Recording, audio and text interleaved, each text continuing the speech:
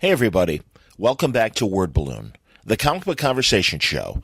John Suntress here. Sad day. Stan Lee passed this afternoon. Given the news of the last few months, I think we all saw it coming. But it's still shocking, and it's still going to be a hole in the comic book pop culture world without Stan Lee in it.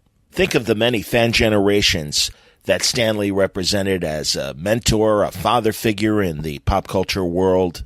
A friendly face, a friendly voice, in the case of voicing the Spider-Man and His Amazing Friends cartoons, certainly a voice we would hear at comic book conventions, countless video and audio interviews. He was the embodiment of Marvel Comics. He made Marvel Comics his own. Long after he had been contributing to Marvel with his writing, his editorial style, and his day-to-day work at the company, he continued as a goodwill ambassador up until his death. Every year into his mid-90s, he was still coming to conventions, still making public speeches and having on-stage interviews. And I'm sure all of us were saying, how does he keep doing it? It's amazing. We'd think of our own grandparents or parents and say, God, he's still working. He still seems to enjoy it and has this joy of what he does that he presents on stage in a way that I think a lot of older people didn't. And I think maybe that's why in this last year, when he was struggling and his guardianship and the care of him, his day-to-day care, was under such debate and scrutiny that I can't imagine the stress he might have been feeling in his final months. So in that respect, I am glad that he's finally at rest. Ironic timing today. I had already scheduled an interview with Fred Van Lente because Fred has a great new book out called The Con Artist, a great novel about a murder mystery that happens at San Diego Comic-Con. And that was going to be the primary focus of my discussion with Fred today. But given his own unique position as a former Marvel writer himself, and also a great historian, he and Ryan Dunlavey doing the comic book history of comics, an excellent series that Stan obviously played a huge part in. It was time to tap Fred's own knowledge of the comic book history and Stan Lee's important part in it to discuss that and have that be the primary part of the discussion. We do talk about the novel The Con Artist. It's from Quirk Books, and I highly recommend it. It's an excellent idea for a Christmas gift as we head into the holiday season. But again, with the passing of Stan, we couldn't pass it by. So we had to juggle a few things as far as scheduling of dropping episodes, and instead had this conversation this afternoon with Fred about primarily Stan Lee. And, we talk about all the positive things, but we also acknowledge some of the things that, Stan also, the various relationships that started well but ended badly with Steve Ditko and Jack Kirby. And he was a complex man.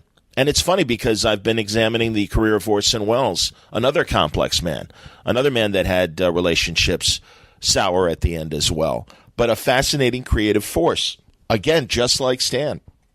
That's why this episode is called The Unauthorized History of Stan Lee, a good conversation with Fred Van Lente to talk about the life and legacy of Stan Lee on today's Word Balloon. Word Balloon is brought to you by the League of Word Balloon listeners. Thank you very much, League, for your support.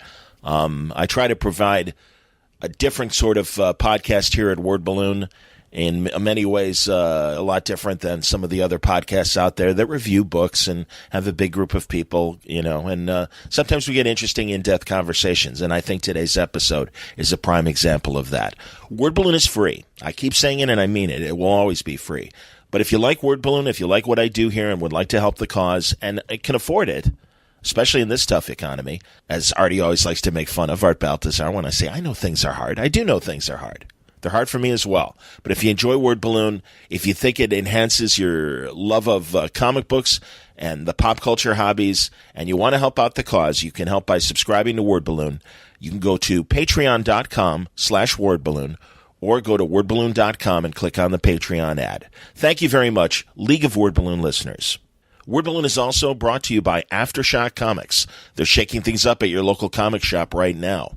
And again, this being the holiday season, this is the perfect time to sample Aftershock Comics, not only for yourself, but find a great comic book gift for somebody with one of their series And that way it's something new that they may not be reading now, but could easily get hooked into, because there are incredible genres that are covered by some of your favorite comic book creators. Books like Animosity by Marguerite Bennett and Raphael de la Tour, Donny Cates and Gary Brown with Baby Teeth, A Walk Through Hell by Garth Ennis and Goran Sudzuka, other exciting new titles as well, like Beyonders by Paul Jenkins and Wesley St. Clair, Lollipop Kids from Adam and Aidan Glass and Diego Yapur, The Brothers Jack Cool by Cullen Bunn and Mirko Kolak, some of the great examples. You can shop there now and not only get full descriptions of their books, but also preview pages and the diamond codes on these books to order them through your local shop at AftershockComics.com. All right, let's get into our conversation now with Fred Van Lente, discussing the life and times of one of the biggest, if not the biggest, force in comics, the great Stan Lee, on today's Word Balloon. Fred Van Lente, welcome back to Word Balloon. Somber day. We lost Stan Lee. The news came out just a couple hours ago, and I appreciate you still coming on and us doing this conversation. No problem. Glad to be here. So, yeah, if we would, let's take a moment and talk about Stan. Ironic, you just wrapped up a BBC Radio, I'm assuming, interview about it. Yes, it's the power of Twitter. I had a producer call me or email me and be like, I see you used to work for Marvel. Would you like to come talk about Stan Lee? And I was like, me and about several thousand other people have done that. But yeah, sure. But I was able to tell her about my background with the comic book history of comics, and so I could speak sort of from the history aspect of it. I did not mention the play King Kirby that Crystal Skillman and I wrote together about the life of Jack Kirby, which is perhaps a less flattering view of Stan, and therefore maybe would be inappropriate to bring up at this time, but or not. I mean, I feel like we gave him a pretty fair shot, but he's a complex figure, you know. Absolutely, man. He's one of the most important in comics history, and there's just no denying that. Well, and again, it is that complication that made him interesting, and it is part of the story. And again, it takes nothing away from honoring his impact on the industry and his importance to the industry and his place as a goodwill ambassador for the industry for decades. I've been posting old YouTube videos of his 1968 television show that he was a moderator of. I'm not even sure what the if it was a local New York thing or how it was made, but also his appearance on To Tell the Truth, the game show. Okay. And it was very interesting because they always start whenever they do that's where, if you people who don't know your game shows, your old game shows, they would have three people on. They would all claim to be the same person. The panel would ask them questions to determine who the real person was. So there were two other Stanleys. It's great to watch. And it always starts with the game show host giving a preamble of like who the guy is, what he believes, whatever, and it's written by the actual person. And it was great. It was Stan talking about how comic books have evolved and are very relevant in today's pop culture. And again, in 1971, and this was around the time that I think the Spider-Man drug issues probably came out, and so I think he was pretty proud. Right. I think he was proud of his contribution to the discussion about kids and drugs. So yeah, it was great. It's a great little segment, and it's it's vital Stan. It's 1971 Stan. Right. Yeah. So it's pretty cool to see. And let's get into it a bit. Had you ever met him? It's the first thing the BBC asked me. No, I did not. That's okay. I mean, honestly, I never got I saw him a million times, as we obviously both did at various conventions. I couldn't get close to him, and given the nature of the comic book history of comics, I wanted to ask. Let's do a quick little biographical scan. I love the fact that he started at his Uncle Martin's company, Timely, and was kind of this office gopher, and really was working for. Well, but it starts before then, really. If you think about it, he went to the same Bronx school that Bob Kane and Will Eisner went to. That's so that right. was Spurtle High School in the Bronx. So he knew a lot of those guys. That seminal, even though he was much younger than those guys. Kirby, I believe, was 1917 or 1918, and Stan was born in 22. So he was a bit younger than those guys, but a high school class. But so he knew a lot of those guys growing up, and then even while still in high school, ended up working for his cousin-in-law, I believe, was what Martin Goodman was. Yeah. Goodman had started out like a lot of the comic book publishers exclusively as a pulp publisher. Mm-hmm.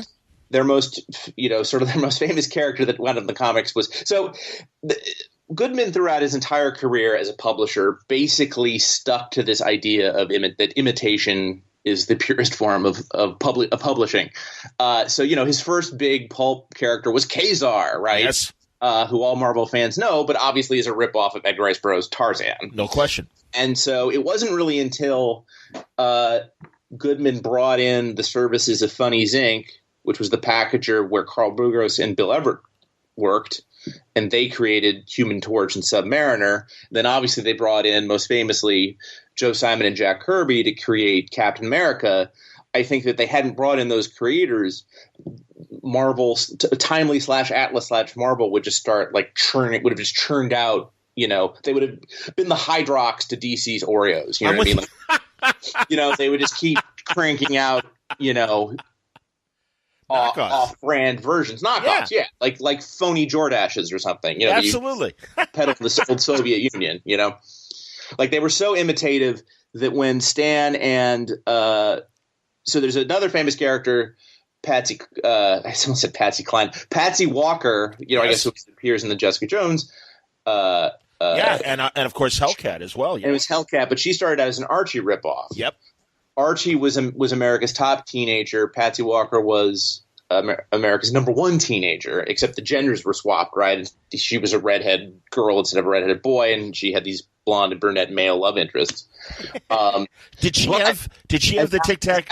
Did she have the tic tac toe? Yeah, because Al Jaffe said Stan made him put it on there.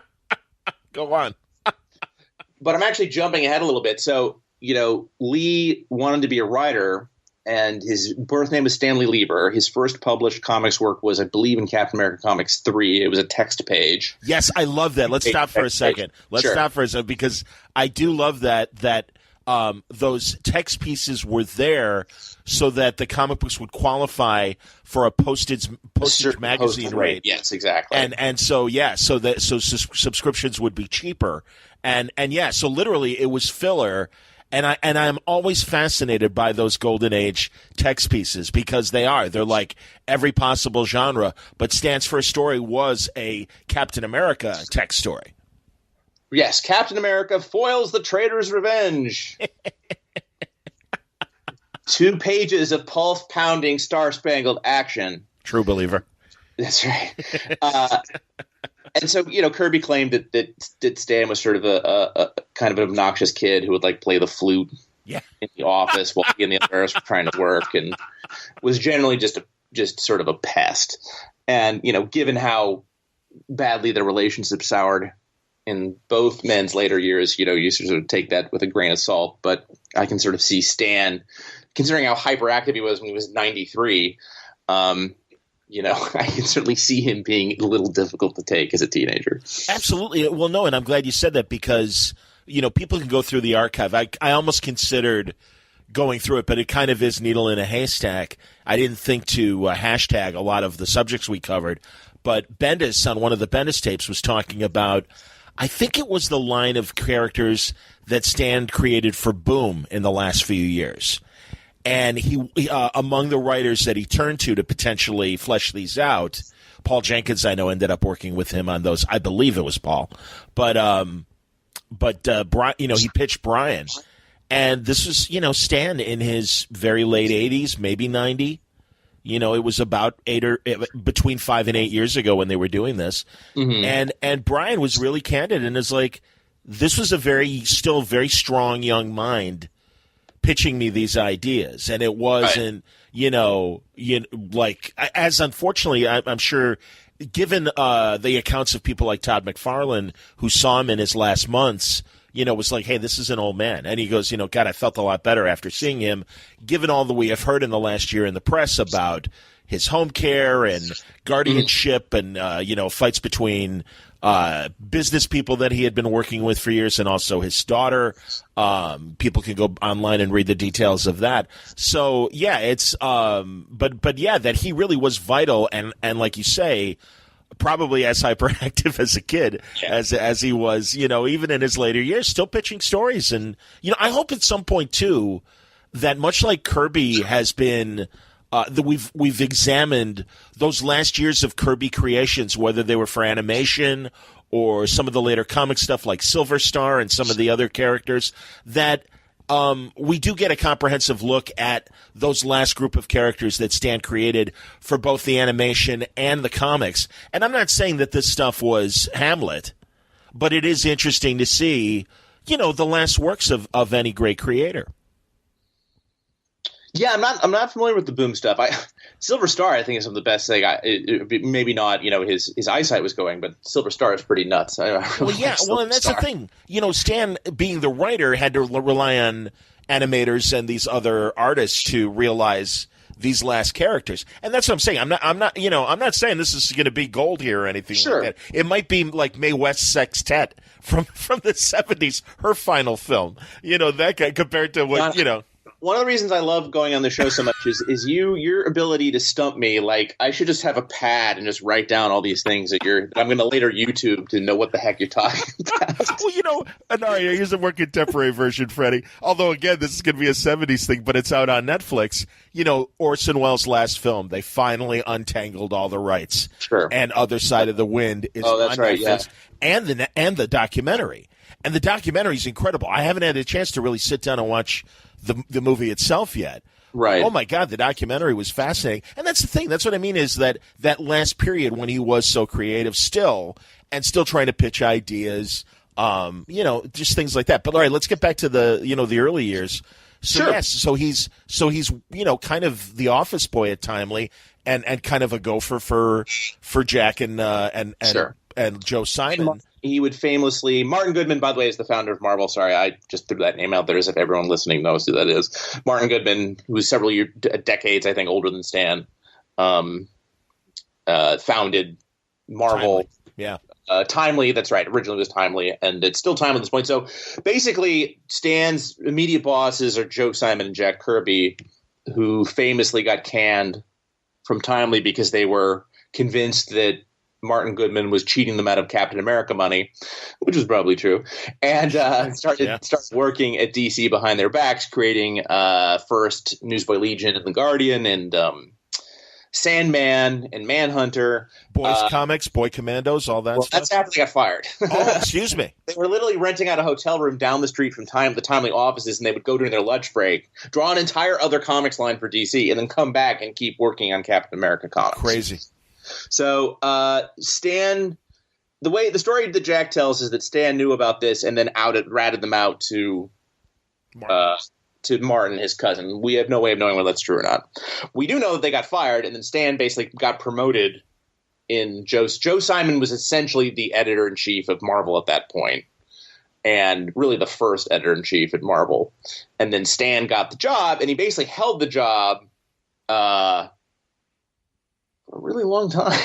Yeah, till like the early 70s when he kind of stepped aside as editor-in-chief and was like, I'm going to L.A. to, open doors for Marvel and try and get us in the TV and movie business. Well, the interruption in Lee's tenure at Marvel was the war. Of course, yes. I believe he volunteered, unlike Jack Kirby got drafted. And he never left the country. He was I don't think he ever left New York except maybe for basic training. He was working on they were making VD pamphlets, anti-VD pamphlets. Yes. And Frank Capra and Charles Addams of the Addams Family fame also worked in that unit. And he had the poster that he was always very proud of, VD, not me. Right. Right. It's an interesting accomplishment. And so a guy named Vince Fago? Yeah, Vince Fago. Yeah. So a guy named Vince Fago took over as editor-in-chief of Marvel in Stan's absence. And at that period, Marvel, the superheroes were already kind of dying off as the war was ending. And so they sort of transitioned. Marvel became really – the other thing that was big was Dell's Disney Comics. So yes. Marvel quickly became the leader in the second in the field, which is sort of their MO of funny animal comics. Yep. Another person who was working a lot of Marvel at the time was a woman by the name of Patricia Highsmith, author of Strangers on Train and The Talented Mr. Ripley and all that stuff. And Vince Fago set up Patricia Highsmith and Stan Lee on a blind date. I had no idea. That's amazing. And this is in his great biography of Highsmith I read, where she interviews the writer interviews Vince Fago, and Fago said she wasn't in the closet, but Patricia Highsmith didn't advertise to her male coworkers that she was gay. Wow. And so this blind date did not go well. And I'm quoting Vince Fago directly. It's because it didn't go well because Patricia Highsmith was into girls and Stan Lee is only into Stan Lee.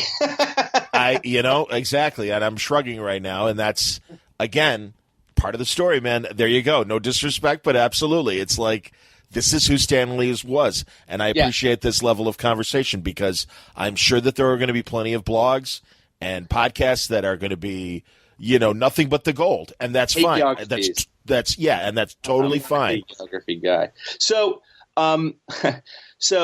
as everybody knows, in the 50s, the comics industry went through one of its worst periods where they were being attacked by psychiatrist named Frederick Wortham. They were being hauled into the Senate to testify about juvenile delinquency and the various antitrust suits brought by the government made a lot of distributors collapse, magazine and newspaper distributors. And so the industry really took a hit, and many publishers went out of business. And so there was downsizing at what was now Atlas. The name of the company kept changing, and the parent company kept changing, partly because this was some sort of tax evasion scheme on Goodman's part. Oh, I didn't realize that was why. I just kind of assumed freshen up the product and put it out under a different name. It's to confuse the hell out of the auditors. Hilarious. Is what the purpose of that was. Of course. So Martin one day told Stan to fire everyone at Marvel but himself.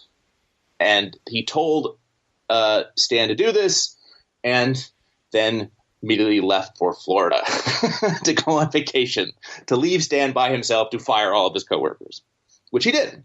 Yeah. Leaving Stan basically the sole remaining editor, production, not production guy, but the only real employee of Marvel at that point was Stan. Yeah, which is insane. Yeah. And so in the late 50s, it was all freelance artists, and they couldn't really afford. There was partly it was that you couldn't afford really to hire writers. Also, it was that Stan also got paid. It was an extra source of income for him, obviously. Sure. To be paid to write comics. So this is how the Marvel method came about, which is that you have an idea for one of these crazies. So Marvel went through a very heavy romance. They became the second biggest romance publisher. Yes. They became the second biggest Western publisher. And second biggest horror publisher, absolutely. Second biggest horror publisher. And then towards the end of the 50s, when Godzilla was big, they became, I guess, the biggest kaiju comics publisher. That was certainly a niche of a niche. I have never heard it described that way, but you're 100% right. I always thought of it more as that late 50s sci-fi period where giant roaches and giant spiders were in the movies, and Stan was doing the same thing in kind in the comics, but also, you're right, coming up with all the kaiju monsters, Gorgo, Monstro, all that stuff. Yeah, so they'd come up with titles, and then they'd say Stan and Steve Ditko had come from Pennsylvania at that point. He was a very young man at that point. Jack had gotten into a lawsuit with his DC editor, never a good look, and so had to leave DC, where he had been for much of this time, off and on. And so he wound up back at Marvel again. And so the teenager who was playing the flute on the filing cabinet in the 40s is now his boss. And I'm going to stop you again because literally my favorite panel of the comic book history of comics is Ryan's drawing of Stan welcoming Jack back to Marvel, and just the disgust on poor Jack's face. Absolutely. And just beaming, welcome back, Jack, baby. Oh. Absolutely. So go on. You're killing me. So, Well, and then they usher in. I mean, he gets fed up. I'll take over the bit of the story, and you correct me if I'm wrong, because a lot of this might be apocryphal. Stan's version of the story wasn't happy, thinking about leaving the company.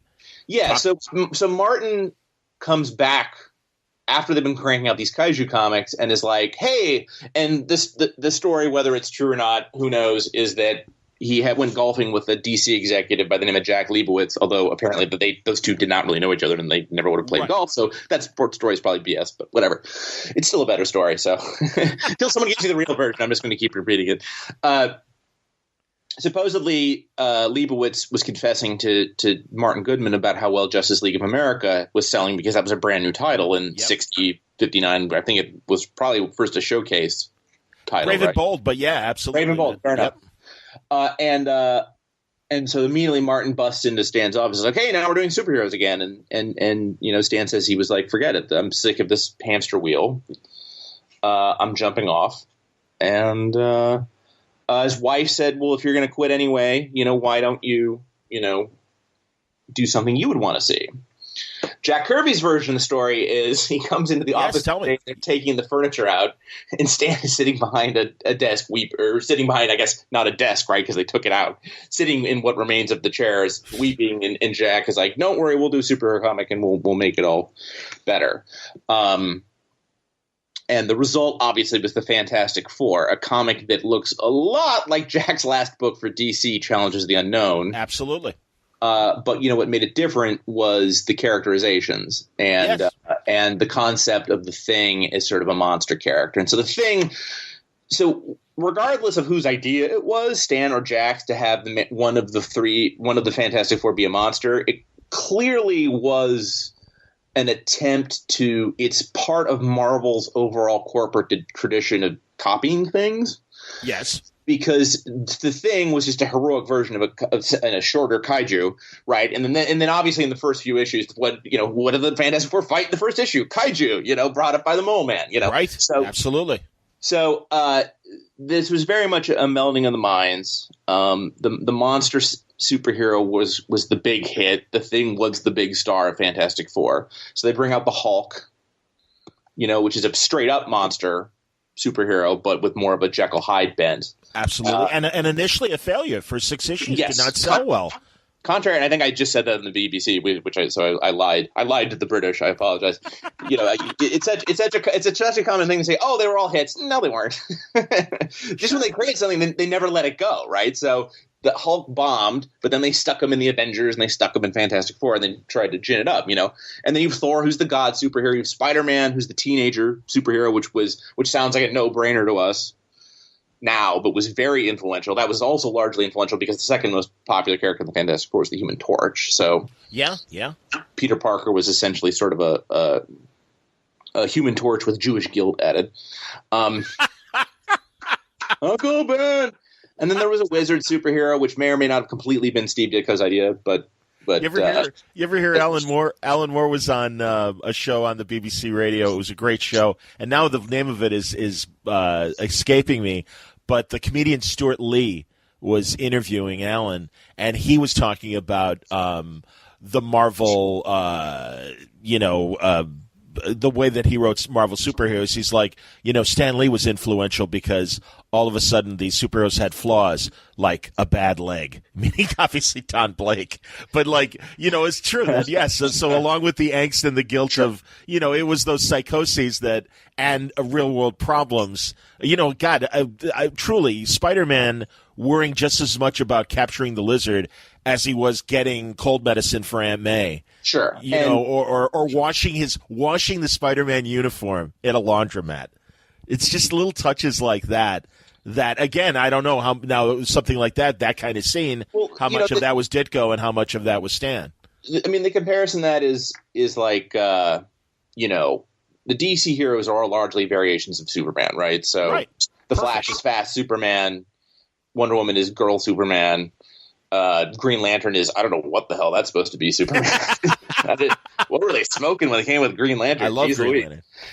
Anyway, but then the high concepts became a lot higher, to that makes any sense, in Marvel, because they were not power. The high concepts were in the Secret Identities, not the power set, right? So they moved from the power set to like Iron Man, who is Howard Hughes is a superhero, Right. Daredevil, blind guy is superhero. You know what I mean? So they kind of tried to ride that train for as long as possible. Yes, and Slott always says, and I love this, and he said it once on Word Balloon, put all the Justice League on a bus, have the bus go into a tunnel, and have the panel be pitch black, and have nothing but word balloons. You wouldn't know who was speaking. You really wouldn't know if it was Hawkman or Green Arrow or Green Lantern or whatever, or the Atom.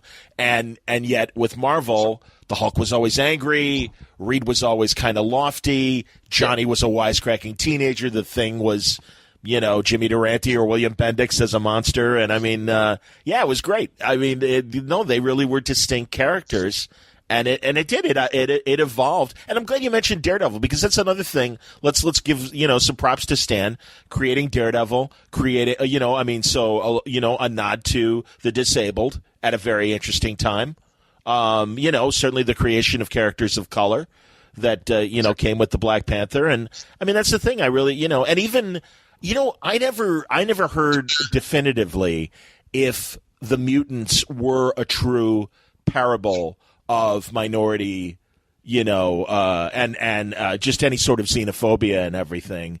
I mean, I think only in the sense of, sort of the Rod Serling Twilight Zone of it all. I don't think they were necessarily thinking race prejudice. But I'm with you. Yeah. By that point, it was a common enough trope in science fiction.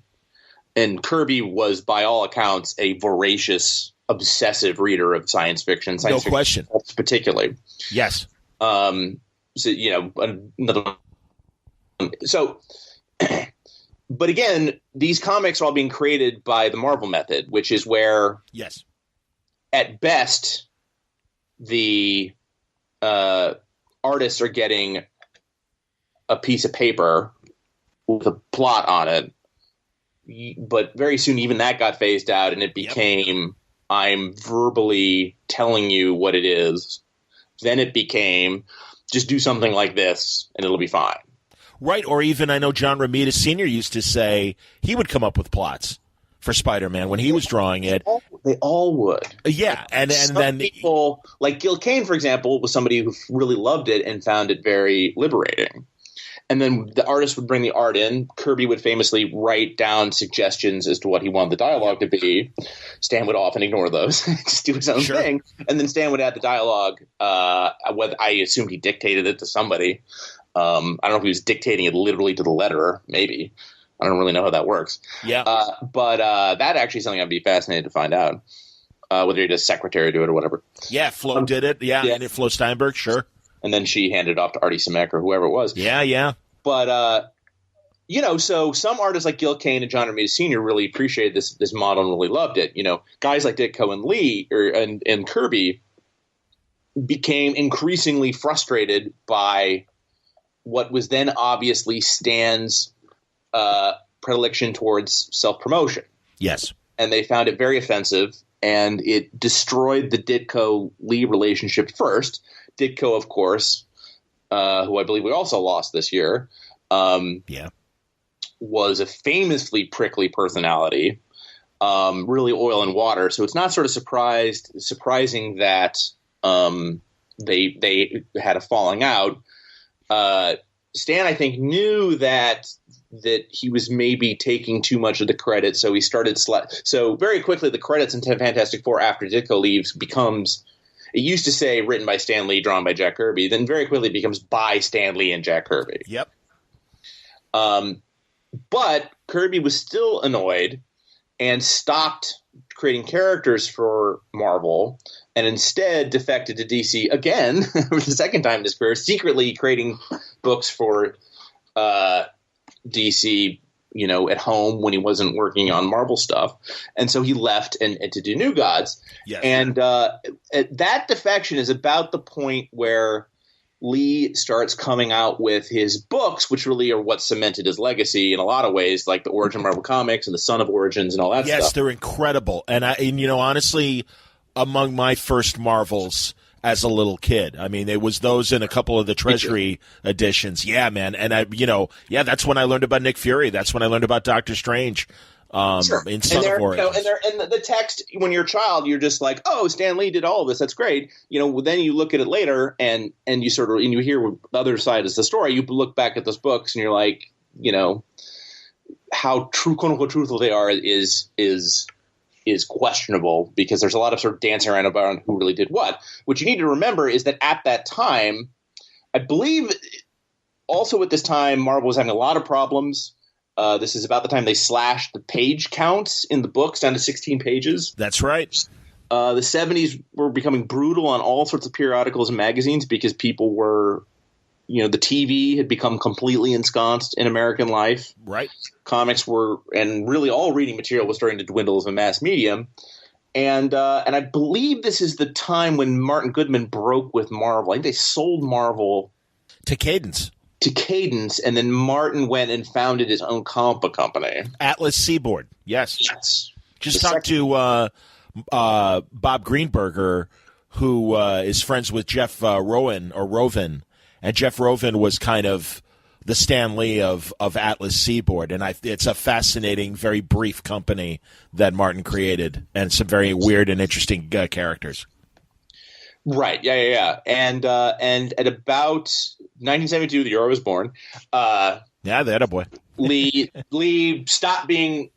Lee became publisher, quote unquote, of Marvel and not editor in chief. And this is sort of when the whole sort of regime of the banner on the splash pages that gave you the origin of the superhero, and then and now Steve Rogers known as Captain America. Stan Lee presents. Yeah. Stan Lee presents, absolutely, yes.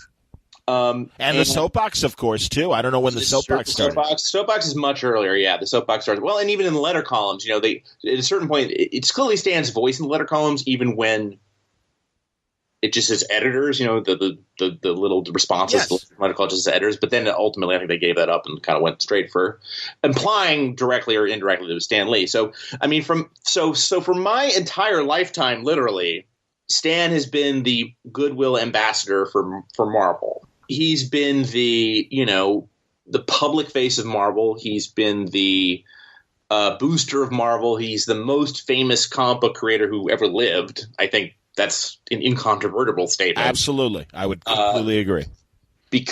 Partly because he has this very gregarious personality. He's got that kind of ringmaster thing going on. I keep trying to resist the urge to compare him to our current president in that terms of self promotion, self-promote.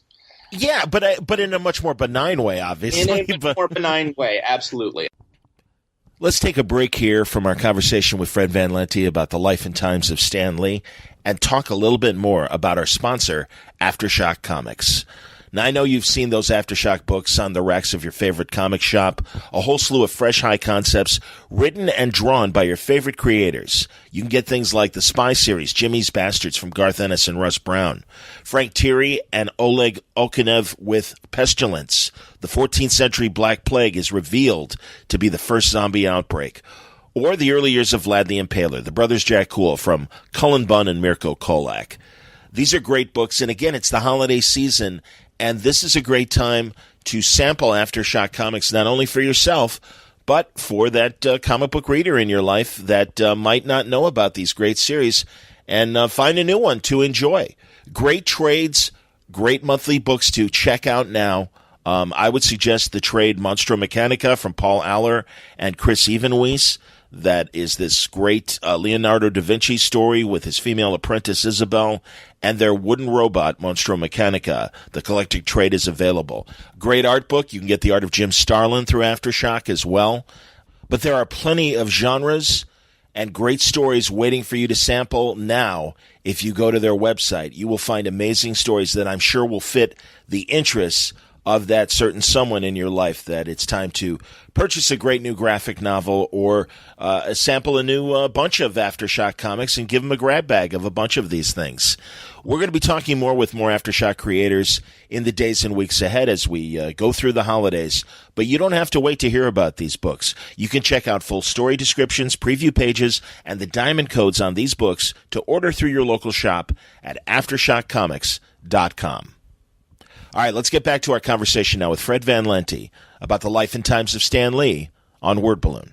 And also, let's pull it back because you can say, too, that it was because of this promotion that Stan kind of cultivated the second wave of comic fandom, because certainly there were those people like Roy Thomas and I'm not going to remember a lot of the fanzine writers' names, but Bill Shelley is one that comes to mind immediately, and Maggie Thompson.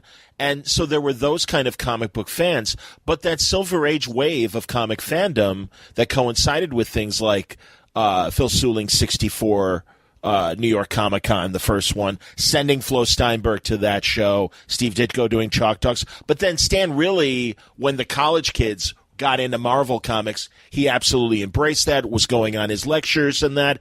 And yeah, I think really did help midwife the second wave of comic book fandom, and that led to the Marvel or the modern comic fandom. Well, and I think that, there's so much of Stan's personality imprinted on Marvel. Even if you want to point out all the creations that Kirby and Ditko made, and I don't want to come across as like a Stan basher. I just sort of see him as, what I find interesting about him, to be blunt, is not the Stan that he created, that the man, the Excelsior, face front, all that stuff that I think people love about him. I find the real him more interesting. I guess that's the point. That's sort of what I'm fascinated about. Totally.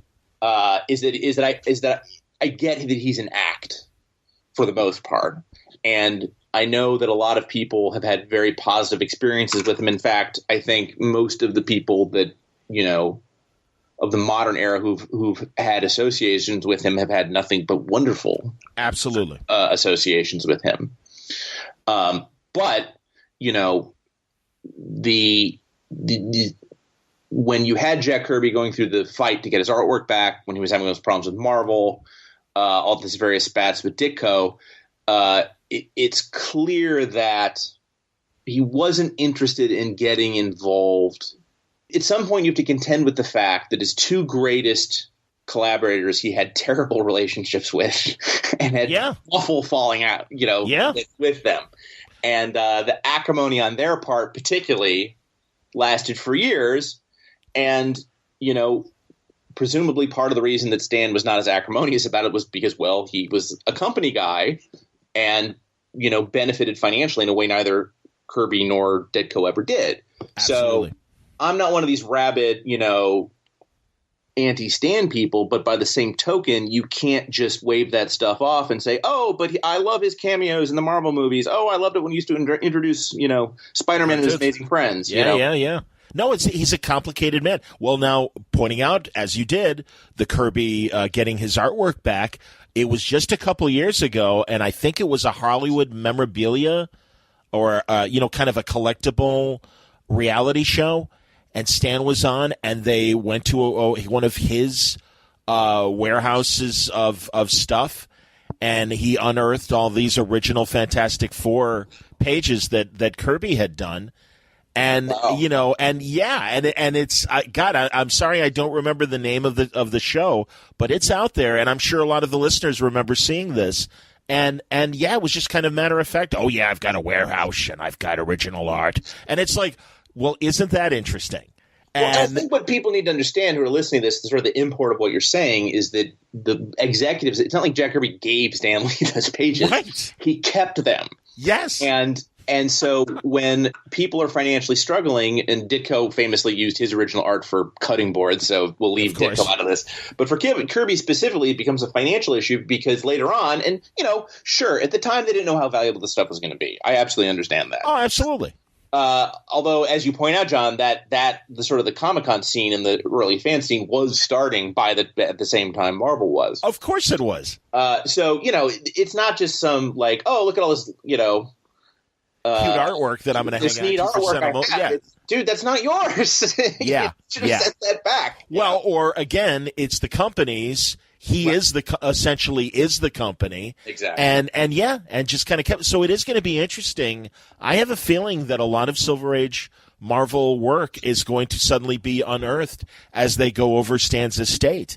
And again, forgive me if this sounds insensitive as we're speaking about him as he passed away, but I do think.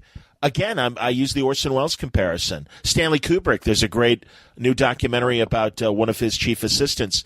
Gabe Hardman was just tweeting about it today, and it's on Netflix. I haven't gotten it to yet. Quincy Jones, the documentary that his daughter just made, is an amazing thing. And that's the thing. Stan is a complicated person, and I don't say these things with any disrespect, and I'm sure Fred, as he already said, that we're not trying to be haters, but it's interesting. He's a very interesting person, and you know something? We'll let CNN and the BBC and the USA Today and all the other things, give you the glossy obit that he deserves, because it's two sides of the coin. And it's very interesting. And so let's cover both sides of the coin. So, no, I find his life fascinating. I know that Colleen Doran and wasn't it Evan Year were working on a Stan Lee biography. I think they probably still are. I think it was Peter David. Oh, it was Peter David. Excuse me. Okay. Yeah. Oh, did it finally come out? I believe it came out, yeah. Okay. I've been wrong before, though. No. Jesus, man. Well, you're too busy doing the entire history of comics. What are you talking about? So... No, it's so, I mean, and then, as Marvel changes hands over the years, Stan kind of, has that period where he's, like we said, the goodwill ambassador of Marvel. There was that very ugly period in the 90s when they were kind of estranged, and Avi Arad kind of helped smooth things out and kind of made him, chairman emeritus, and they set up a very nice, comfortable pension for Stan and for Joan as well, and in fact their daughter. They rightly recognized that it's much better for Marvel to have Stan Lee on their side than not on their side.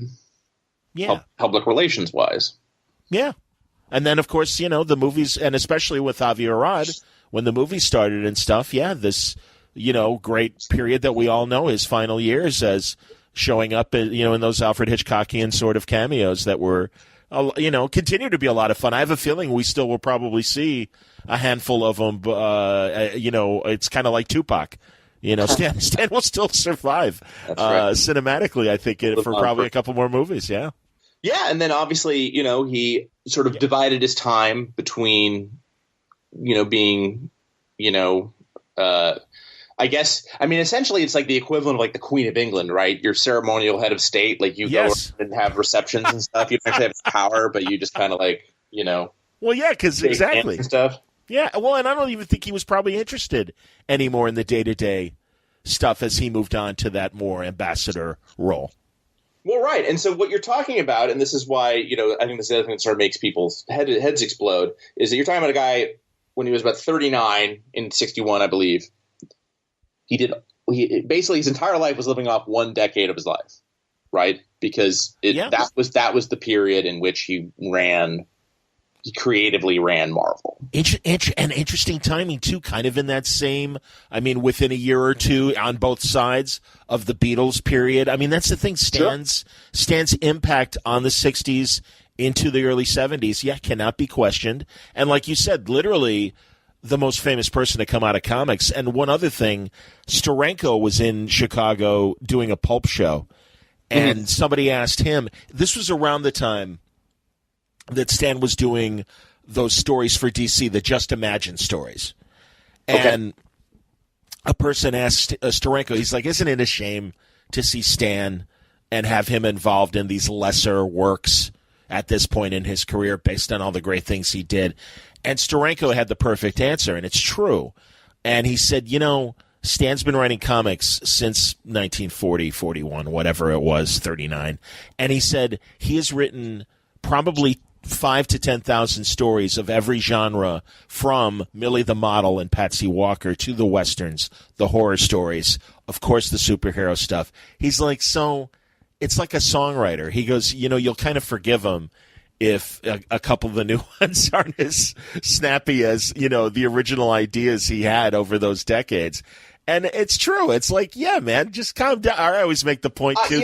I respect that, but I think that part of what that questioner is reacting to is that later in life, Stan became one of these guys who got his name slapped on things. Yeah. Like, he was a human marketing tool. Yes. Which was what he had ended up conceiving himself to be.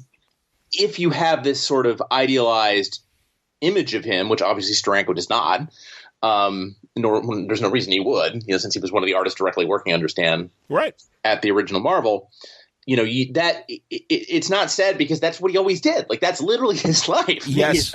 Was slapping his name on stuff, and not that he didn't do anything to deserve it, and not that he didn't earn the right to do that, but that was his MO from the very beginning. Stan Lee Presents, that yes. how long, that was on Marvel Comics for 30, 40 years, well after he left the company. Yes. And he wasn't presenting Jack, That's 100% true. The Will Eisner in his conversations with Frank Miller that Dark Horse put out, they talked about Stan Lee. And Eisner said the same thing. And he said, I think more of Stan as a promoter than I do as a pure writer. And he meant that with no disrespect. He's just like, he's a great showman. And in fact, at one point, tried to convince Eisner to come and run Marvel, which I think was a very interesting idea. And wonder what would have happened with Marvel under Will Eisner's guidance. Well, and, it's like the to write a quick email while we're talking. Sure, buddy. We can take a pause, and we can wrap up and get to talking about con artists and everything too, and other things. Sure. Sorry, where did we leave off? I'm back. I'm with you. Sorry. My thing was I ended with Eisner possibly taking over Marvel and what that might have looked like, and then you were starting something. Yeah, and him being a promoter and stuff. And I mean, sadly, no one deserves this, but to be just surrounded by the amount of grifters and con men he was at the end of his life. Totally. Very sad. And that is that's the dark side of that kind of, lifestyle, is you end up going down that cul-de-sac. And I will say that just that I believe the news broke around 2:00 in the afternoon, New York City time, which is where I live. I was very gratified to see the Washington Post. I think both the Washington Post and New York Times described him as the co-creator of Spider-Man. Oh, that's good. That's fair. There you go. It's the co-creator. It's a lot of co-creator stuff. But that is a result of 20 years, 30 years of Joe Kirby partisans and historians pounding the drum of he didn't. Mostly every single person who knows Stan Lee assumes he draws. Right. They assume that he drew it. And that he's like Charles, because everyone's conception of somebody who creates comics is like Charles Schultz, a guy sitting there at the table with the board, writing, pencing, inking, lettering, whatever. Totally. And, ultimately Stan should be heralded and credited for what he did do. But even while he was alive, his legend got, revised to the point where a lot of that stuff that is not something that he did got, classically, Kirby was furious because Canon was doing a Captain America movie in the 80s, and there was this huge, ads in Variety that said Captain America created by Stan Lee, which of course is 100% not true. That's right.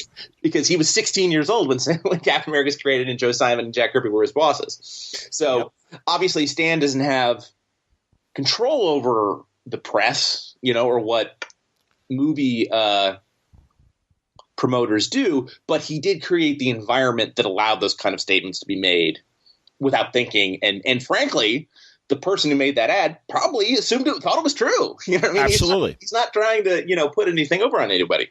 And it took a long time for Stan to start correcting. Like you said, there were efforts in the past, but they were, I don't know. And again, also maybe it was that, there might be the odd article about Marvel, and Stan might say something, but it didn't have the constant. It wasn't part of the 24-hour news cycle as Marvel became, certainly with the Sam Raimi Spider-Man movies moving forward. Yeah, I mean, the bottom line is that from the early 60s on, the one person's name that was on every single Marvel comic was Stan's. Right. And he was the threat. So it's no surprise that everyone immediately assumed he was doing the whole thing or was largely responsible for the bulk of it. And again, God bless his smarts for doing that, because I do think that gave Marvel a brand that was distinct, and it would not, I feel confident saying it would not have been as successful without that brand. I completely agree. Absolutely. So no, man, that's sort of the complexity of the man, right? Is the promotion that helps also hurts some people, Right. Some people get hurt in the process as he was promoting himself. Exactly. No, it's a complicated man who made his mark and deserves the accolades, but also deserves the full story. And it's a shame that I don't mean to, disrespect him, but, in later interviews, it would be, Stan, can you tell us what happened when X? And in fairness, this is a man that was in his late 80s to mid 90s that memory isn't always great, but it's a shame because I really do feel like there is a hole in terms of what really happened to get everybody's side of the story. And, we got Kirby on record. We've got Romita Sr. on record. Some of the other Marvel bullpen people, stated their case. It would be nice to get a full balance and hear all sides. Yes, but a lot of that stuff but a lot of that stuff is lost to time, right? Yeah, exactly. And Stan has notoriously had a terrible memory for decades. Yeah. And has a tendency to tell the same. Like I just saw somebody online tweeted,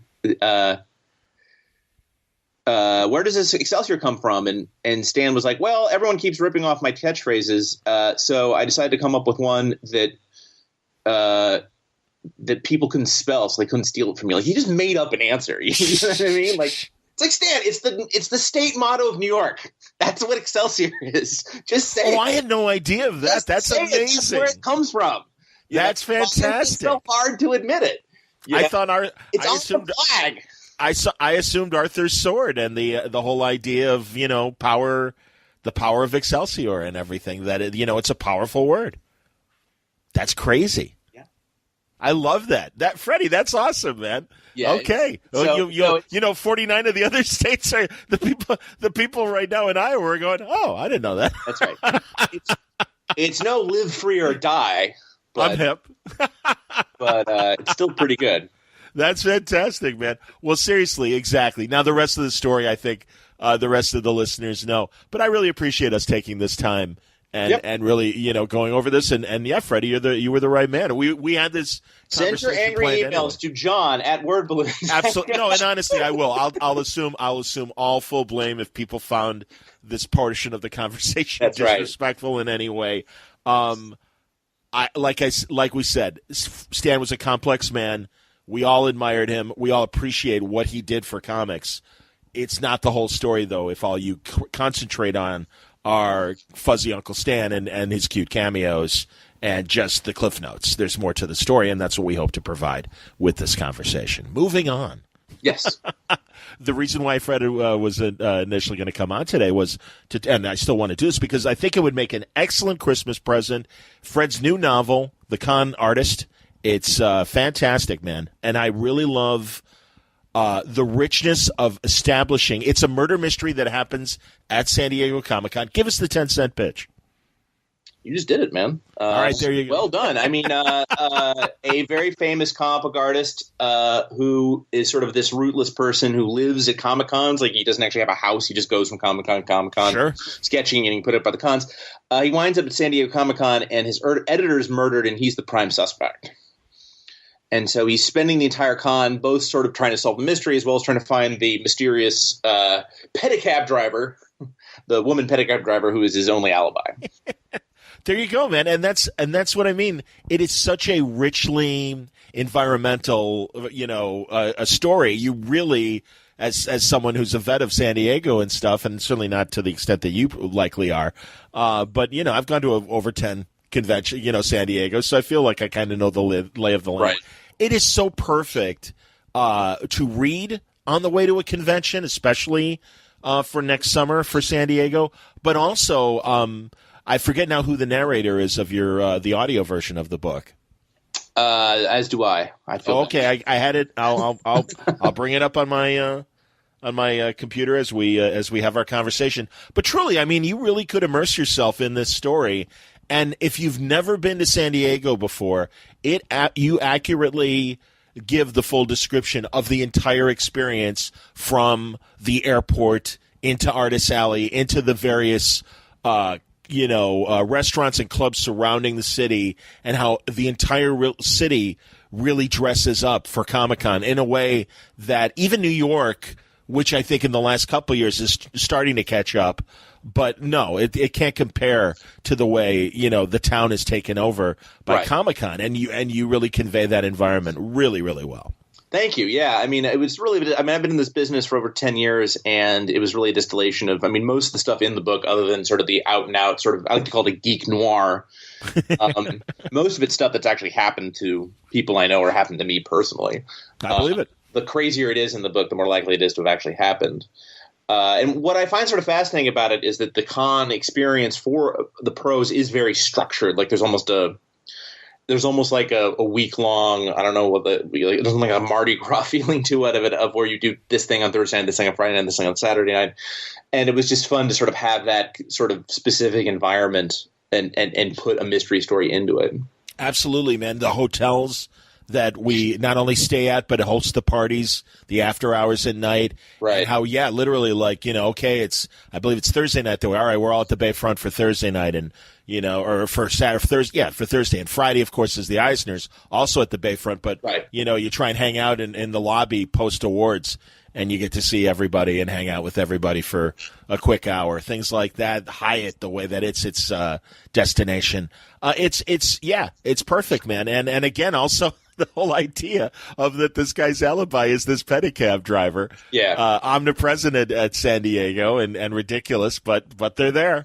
And it's great, man. No, I love it. It's a terrific book. And also it's, as you say, geek noir, it's kind of a continuation. It's a different story. But 10 Little Comedians, right? Wasn't that your first kind of? Yeah, 10 Dead Comedians. 10 Dead Comedians, excuse me. Yeah, it's sort of a pop culture mystery. Yeah. I like this. Is this, do you want to continue in this vein? Yeah, I mean, I'm chatting with Quirk Books out of Philly. They're distributed at Random House. They're published both 10 Dead Comedians and the Connors. We're talking about doing another thing right now, and we'll see if it comes about. That's excellent, man. That's really, really cool.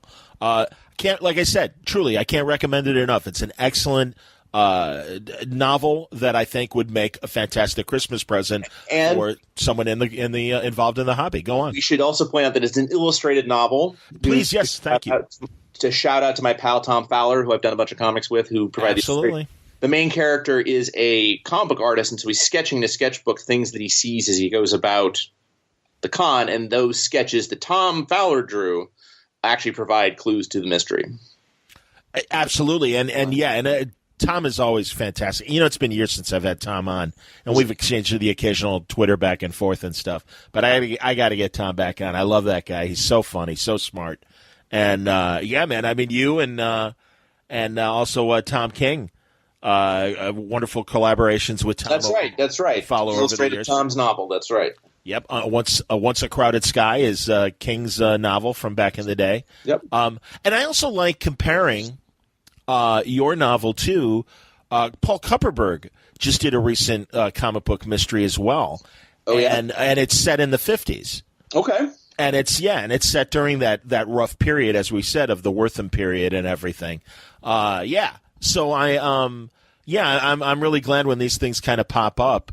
And their quality stories, and even just any sort of prose novels that come out that still kind of embrace either the comic book fandom or the history of comics. Cavalier and Clay, certainly another great example. Michael Chabon. I think those things are always great when they come out, and they're genuinely great. So I can say Con Artist is part of the oeuvre that is representing the hobby quite well. Yep. So nice going, man. That's excellent. What else is going on? What's happening Can you talk about anything else right now that's coming out soon? Not really. I have my lovely wife Crystal and I have a webtoon. Line Webtoon is doing a comic of ours called Eat Fighter. It's about it's Fight Club meets Food Network. It's about illegal underground competitive eating. Hilarious. Recipe in every episode. It's a lot of fun. That's it. You can get that at Line Webtoon. How is that going? Let's talk for a second about Webtoon, because really you're over there. Dean Haspiel is over there. Yep. Sanford Green, Riley Brown. Stan Lee had a strip. I had no idea Stan had a Webtoon. That's amazing. Yep. Am I right? This is a Korean company, correct? It is, yeah. And that's cool because they have been, very quiet. Well, certainly quietly from the U.S. market. But I know that, even before tablets, the Koreans were creating content for cell phones,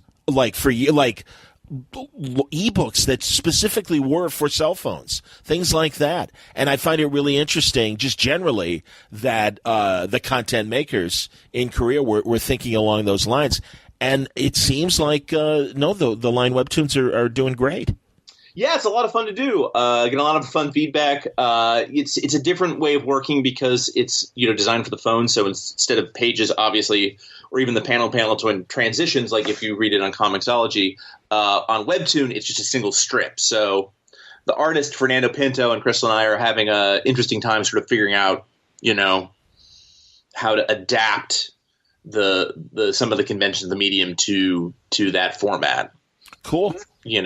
Like the obvious one being a splash page or a double page spread. You go big on the printed page to indicate things are amazing and right. things are happening. Unfortunately, when you try to do that on a phone, you actually get smaller. Right. So a much more powerful tool visually, composition wise, in the cell phone is the close up. Exactly. And I was having changes the idiom of comic storytelling, which is interesting. I was just telling someone.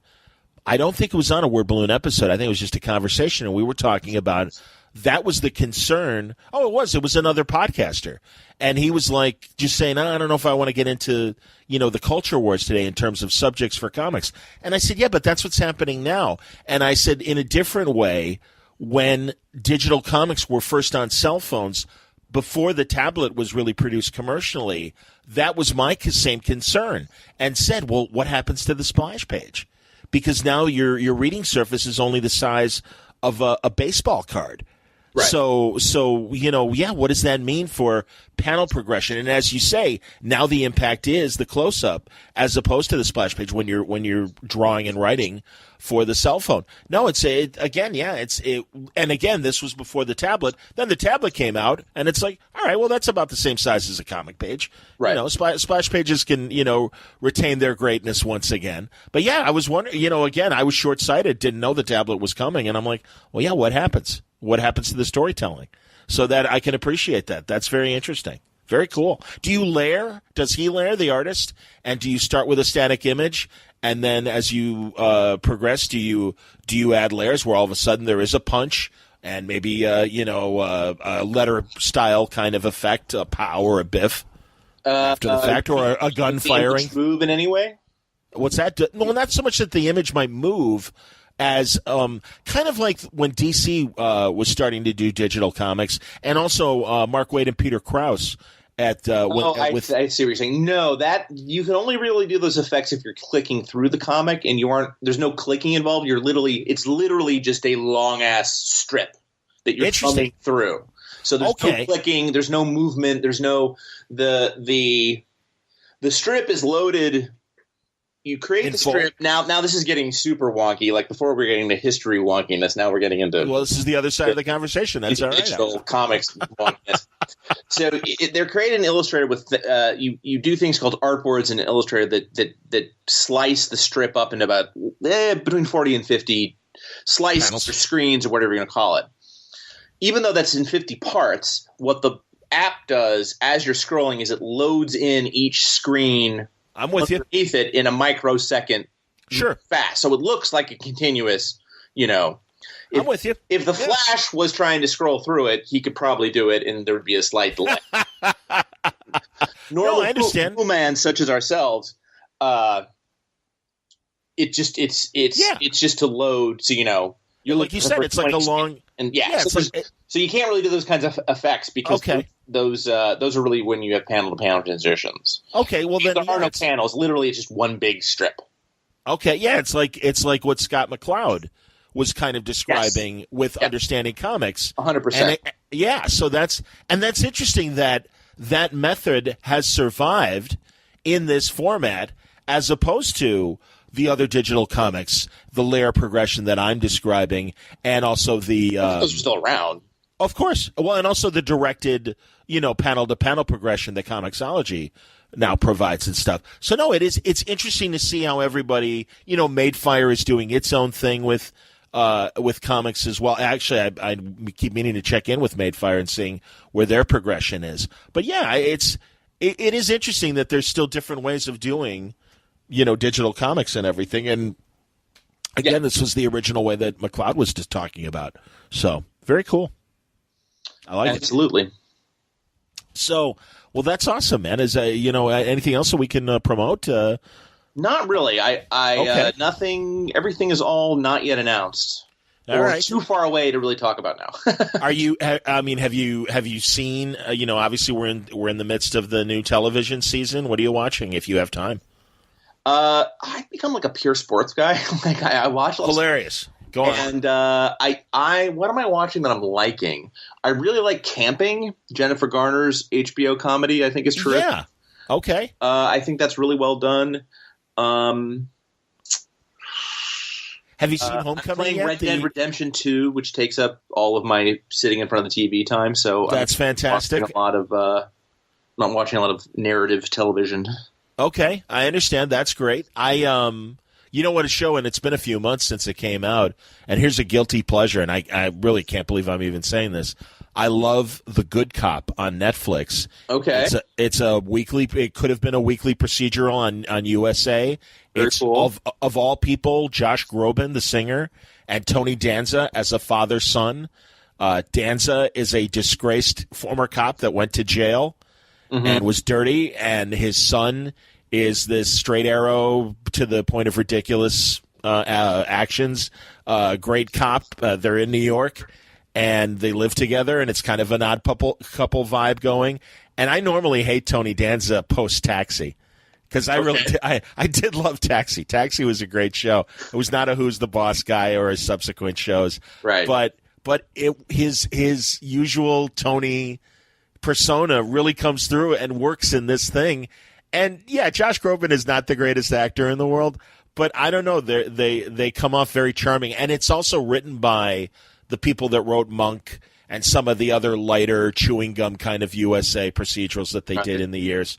And, yeah, it's just I love binge watching, and I love the idea of, storylines carrying over and being very important each week and each episode. But that said, every now and then it is nice to just have an hour of chewing gum that you can just enjoy.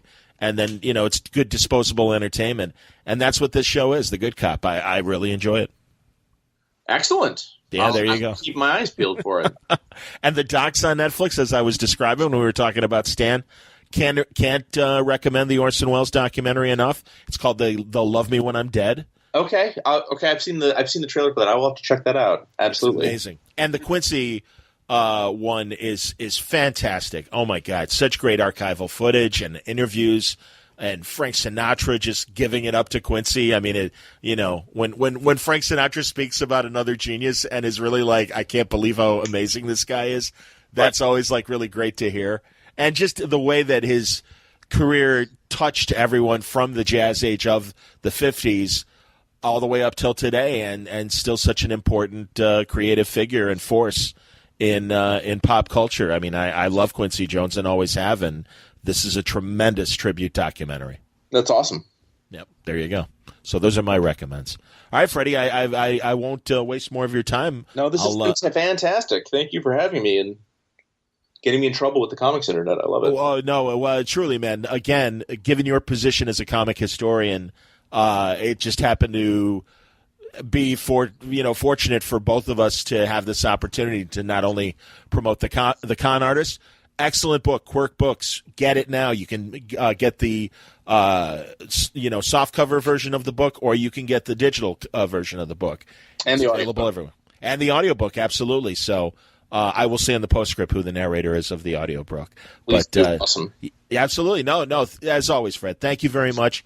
We'll come back in a few months and talk about something new. I love it. So there you go, our unauthorized look at the life and times of Stan Lee with Fred Van Lente. I thank Fred for his candor and exploration with me about Stan's career. I'm sure we left things out. We were both working extemporaneously on this and, spoke about our feelings and fascination with the full picture of Stan Lee. Because, again, as I said, if you want the just the golden memories and the top hits, there's going to be plenty of outlets in the days that follow that will do a much more comprehensive job, and certainly we're getting those initial obits from some of the news outlets that only play the hits and only play the highlights. But like I said, Stan had such a fascinating career. I didn't want it to go completely unregarded, and I really wanted to look at the whole man, the whole picture. My thoughts go to his family and friends who knew Stan much better than this comic fan ever did. I admired him as many of us readers did, and again, as I learned more about him, I only found him more fascinating as a figure, as a creative force, and one of my Santa Clauses, as I always like to say about these older creators who, sparked my interest as a child and continued to fuel them through their lives. And their legacies live on. And we all know that Stan's legacy is in great hands. And the Marvel Universe, the future has never been brighter. And I'm really glad, as I'm sure we all are, that Stan got to see the amazing success and turnaround that Marvel made from near bankruptcy in the late 90s to the dominant force that it is today. I mean, we all know it's right up there with the Star Wars franchise. It's changed the face of film. It continues to change the face of television and streaming. The future is bright, and Stan led the way. Thanks for all your contributions, Stan. Today's episode of Word Balloon is brought to you by Aftershock Comics and the League of Word Balloon listeners. I thank you very much for your support in listening to Word Balloon, and hopefully today's conversation was another one that you appreciated. More to come this week. Like I said, Stan's death kind of made me rearrange the schedule to accommodate this conversation and produce it today with Fred Van Lente's help. So thanks again to Fred. Thank you for listening. Questions or comments, I'm right here for you. John@wordballoon.com is my email address. You can acknowledge me on Facebook or Twitter and tell me what you thought of the episode today. And, I hope you enjoyed it. Until next time, thanks a lot for listening. Word Balloon is a copyright feature of Shaky Productions. Copyright 2018.